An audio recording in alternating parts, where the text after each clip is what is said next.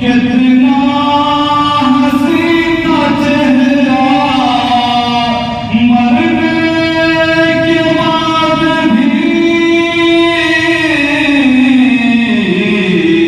सूरत ज़मीन पे रोशन हज़रत शफीक थे। सूरत ज़मीन पे रोशन हज़रत